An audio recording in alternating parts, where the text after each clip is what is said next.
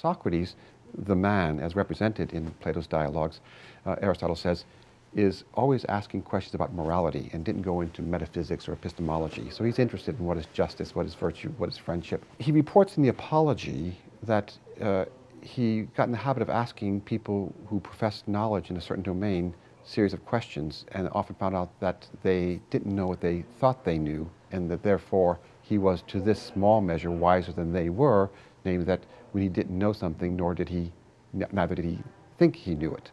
And so things always take the following structure. The so-called, what I call the what is F-ness question is posed. We're talking about justice. What is justice? And that sounds like it sounds like what it is, an abstract question calling for analysis, right? An answer is proposed by the interlocutor. They say, justice is giving back what you owe. So they give some example like that.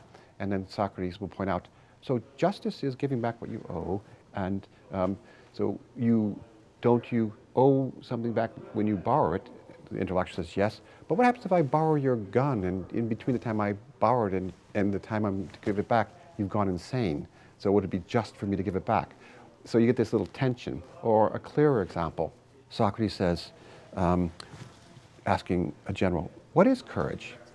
Response, courage is standing firm in battle. But is it possible to stand firm in battle because you're frozen by fear? Answer, yes.